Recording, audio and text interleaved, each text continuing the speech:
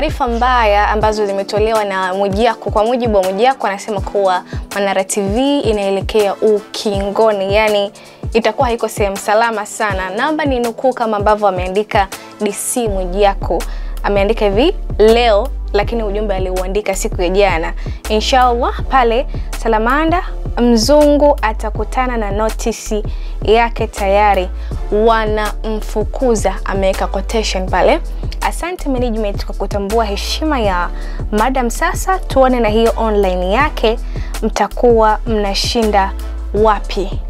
Sentensi ya chini kidogo ina utata na ukakasi, lakini pia ni waombe radhi kwa niaba ya mashabiki wa Mwijaku kwa sababu lugha iliyotumika hapa sio salama sana.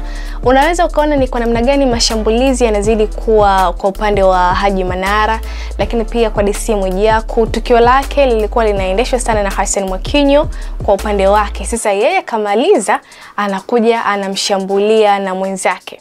Kwa mujibu wa taarifa zake na inavyodaiwa kuwa Manara TV itakwenda kufungwa kutokana na sababu ambazo amezieleza hapa. Lakini mimi niwaombe kitu kimoja wa Tanzania wenzangu, mtu anapopata changamoto, mtu yoyote ambaye atakuwa labda ni maarufu ama sio maarufu, sio wakati wa kumkandamiza na kutumia nafasi hiyo kama kufurahi kwako. Anakwambia adui hatoki mbali. Mwijaku bado hajaseto sehemu moja, yani haeleweki yuko upande wa nani, kwa sababu back in days tulikuwa tunaona video ambazo akiwa anamsifia Manara kwamba ni mtu wa hivi, lakini sasa hivi ndio huyo mtu ambaye anamponda.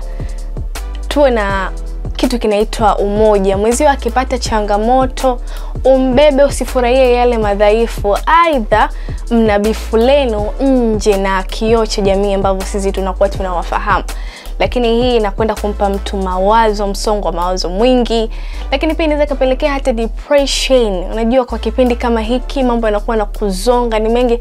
Nilipiga story na kaka wa writer yule ambaye ali trend, ile binti wa Diamond na Kodi. Akanambia dadangu ni mtu ambaye ana maamuzi magumu sana. Kuna kuta Instagram yote imejaa jina lake, imejaa matukio nini. Alikuwa na uwezo wa kuchukua maamuzi ya haraka sana kwa sababu alikuwa anajifungia ndani tu.